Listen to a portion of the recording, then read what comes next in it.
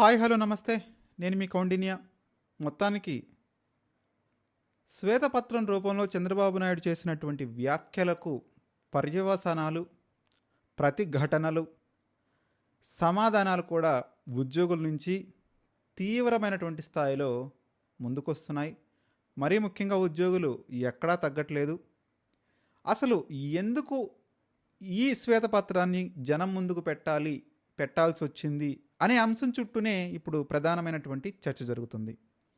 ఇంతకీ ఉద్యోగులు లాజిక్తో కొడుతున్నారు, ఫిగర్స్తో కొడుతున్నారు, ఏదైతే ఫ్యాక్ట్స్తో కొడుతున్నారు. మరి ఫ్యాక్ట్స్కి ఏ రకమైనటువంటి సమాధానం చంద్రబాబు నాయుడు ప్రభుత్వం చెప్తుంది అనేది ఇప్పుడు ప్రధానమైనటువంటి ప్రశ్న. ఇంతకీ ఉద్యోగులు చెప్తున్నటువంటి లాజిక్స్ ఏంటో, వాళ్ళు చెప్తున్నటువంటి ఫిగర్స్ ఏంటో, ఫ్యాక్ట్స్ ఏంటో ఈ వీడియోలో స్పష్టంగా తెలియజేసే ప్రయత్నం చేస్తాను. వీడియోని చివరి వరకు చూడటానికి ప్రయత్నించండి. మర్చిపోకుండా కంటెంట్ నచ్చితే లైక్ చేయండి, షేర్ చేయండి, సబ్స్క్రైబ్ చేయడానికి ప్రయత్నించండి. ఆంధ్రప్రదేశ్లో ఆర్థిక శాఖ స్థితిగతులను జనం ముందు పెడుతూ 3 రోజుల క్రితం ఏపీ సీఎం చంద్రబాబు నాయుడు ఒక శ్వేతపత్రాన్ని విడుదల చేయడం జరిగింది.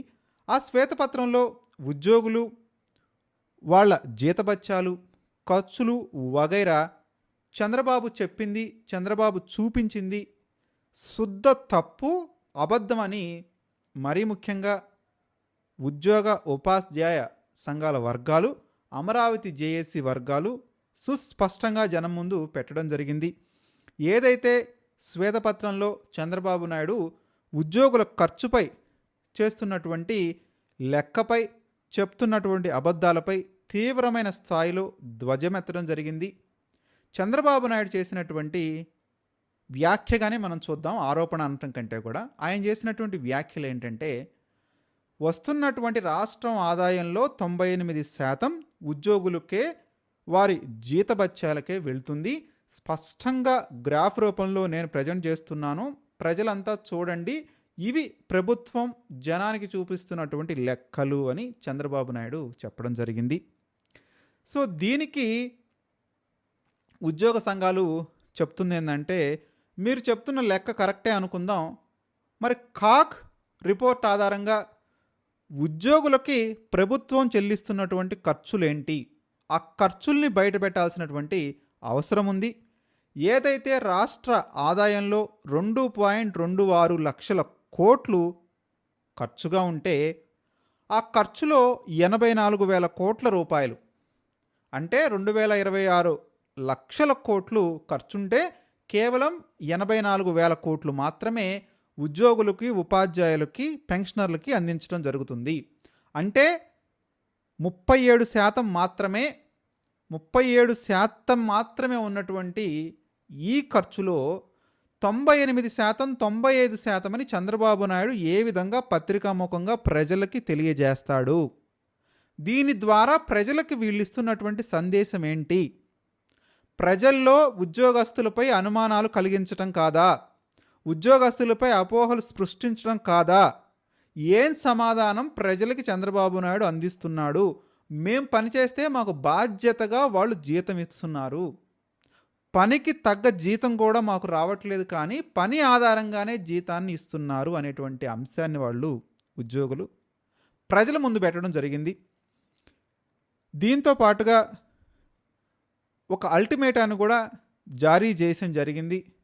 కేవలం ఉద్యోగుల్ని దోషులుగా చూపిస్తూ, మీరు రాజకీయ ప్రయోజనాలను కనుక ఆశిస్తే మీరు ఒక బ్లండర్ చేస్తున్నాడు, రాజకీయంగా చారిత్రాత్మకమైనటువంటి తప్పిదం చేస్తున్నారు, మీరు కుదిరితే వీలైనంత తొందరగా చర్చల ప్రక్రియ మొదలుపెట్టండి, లేదంటే మాకుండాల్సినటువంటి ఐడియాస్ మాకున్నాయి, మా ఐడియాలజీ ప్రకారం ముందుకెళ్తాం, ఉద్యమ కార్యాచరణ ఎట్టి పరిస్థితుల్లోనూ తప్పదు అనేటువంటి అంశాన్ని కూడా ఆయన ముందు పెట్టడం జరిగింది.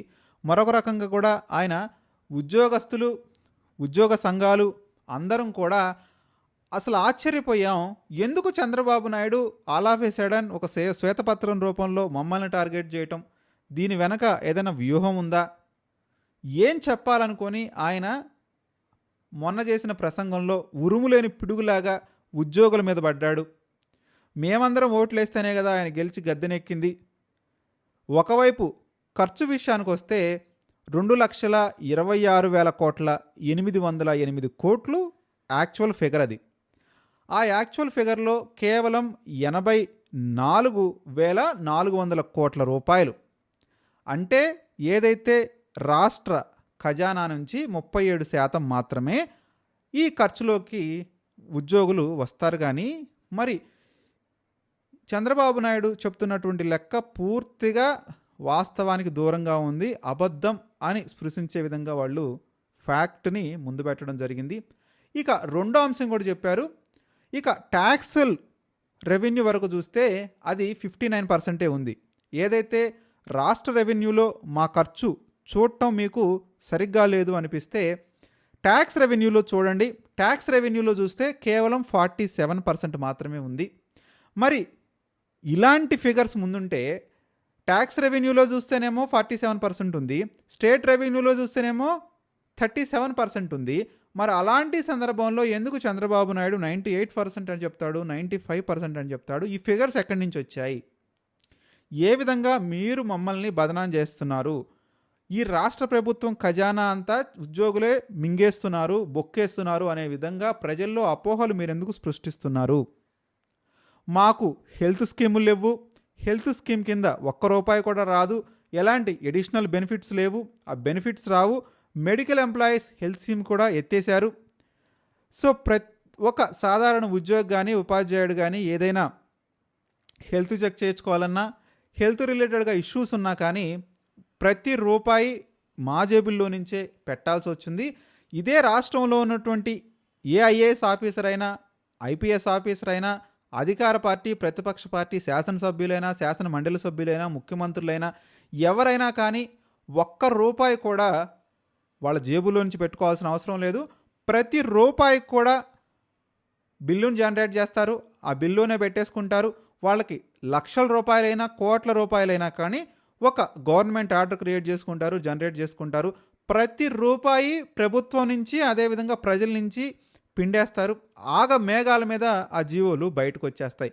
కానీ మా విషయానికి వచ్చేసరికి మాకు మెడికల్ పరంగా కానీ ఏ రకంగా కానీ ఇబ్బందులు ఉంటే ప్రతి రూపాయి ఉద్యోగుడు, ఉపాధ్యాయుడు జేబుల నుంచి పెట్టుకోవాలి తప్ప మాకు ఏ జీవో రాదు, మమ్మల్ని పట్టించుకునే వాళ్ళు ఎవరు లేరు, మేము చెప్పుకునేడానికి దిక్కు దివాణం లేకుండా పోయింది అని వాళ్ళు ప్రధానంగా ఆరోపిస్తున్నారు. మీకు నిజంగానే నిబద్ధత ఉంటే, మీరు నిజంగానే ప్రభుత్వంపై సాఫ్ట్ కార్నర్తో ఉంటే మమ్మల్ని చర్చలకు పిలవండి, మాతో మాట్లాడండి. మా దగ్గర సమాధానాలు ఉన్నాయి. మీరు ఏదైతే ప్రశ్న రూపంలో ప్రజల ముందు పెట్టారో ప్రతి ప్రశ్నకు సమాధానం చెప్తాం, చెప్పి తీరుతాం, మా స్పష్టమైనటువంటి అవగాహన ప్రజలకు కల్పిస్తాం. కేవలం మీ మాటలు చెప్పేటువంటి మీడియా మీరు ముందు గుట్టుకుని మాట్లాడొద్దు. మేము ఏ పార్టీకి సంబంధించినటువంటి వ్యక్తులం కాదు, కేవలం మేము మా సమస్యల మీదనే పోరాడుతున్నాం. ఆ సమస్యను పరిష్కరించాల్సిన బాధ్యత పెద్దలుగా మీదుంది. మీరు ఏదైతే భోగాపురం ఎయిర్పోర్టు ప్రారంభోత్సవం తర్వాత మళ్ళీ జేఏసీని పిలిచి మాట్లాడతామని చెప్పారో అదే మాట కట్టుబడనుండి ఎంత వీలైతే అంత తొందరగా మీరు మా జేఏసీలని, ఉద్యోగస్తుల్ని, ఉపాధ్యాయుల్ని పిలిచి మళ్ళీ మాట్లాడాల్సినటువంటి అవసరం ఉంది. మా డిమాండ్లపై, మీరు ఇస్తానన్నటువంటి కమిట్మెంట్లపై స్పష్టమైనటువంటి ప్రకటన చేయాలి.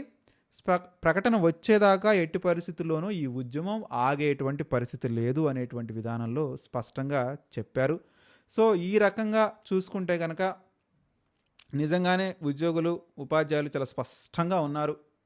వీళ్ళు రాజకీయ పరంగా విపరీతమైనటువంటి వాగ్దానాలు ఇస్తారు, ఆ వాగ్దానాలు నెరవేర్చలేని సిచ్యువేషన్లో ప్రభుత్వాలు వెళ్ళిపోతున్నాయి. ఇది స్థూలంగా ప్రస్తుతం ఉద్యోగస్తుల యొక్క డిమాండ్లు, వాళ్ళు చెప్పినటువంటి ఫ్యాక్ట్లు. చంద్రబాబు నాయుడికి డైరెక్ట్ కౌంటర్ ఇచ్చారు.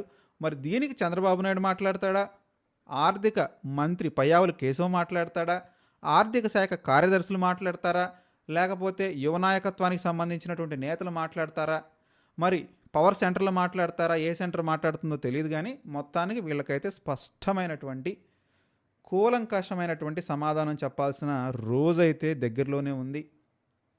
సమాధానం చెప్పాల్సిందే, ఆ విధంగా ముందుకు వెళ్ళాల్సిందే. అంటే ఇదొక చెంపపెట్టు లాంటిది. ఎవరైతే అధికారంలోకి రావాలని కొంతమంది రాజకీయ నాయకులు చేసేటువంటి విపరీతమైనటువంటి రాజకీయ ప్రసంగాలకి వాళ్ళు చెప్పారు. వీళ్ళు అడుగుతున్నారు. తప్పే లేదు. వాళ్ళు చెప్పకపోతే వీళ్ళు అడగరు కదా! వీళ్ళకి రావాల్సింది వాళ్ళు అడుగుతున్నారు. అవి తీర్చాల్సిన బాధ్యత ప్రభుత్వాల మీద ఉంటుంది డెఫినెట్‌గా. సో, దీని మీద చంద్రబాబు నాయుడు ఎట్లా స్పందిస్తాడనేది చాలా ఇంట్రెస్టింగ్ పాయింట్. దాని మీద చూద్దాం. ఈ వీడియోని ఇంతవరకు ముగిస్తున్నాను. మీ అభిప్రాయాన్ని కామెంట్ రూపంలో స్పష్టంగా తెలియజేయడానికి ప్రయత్నించండి.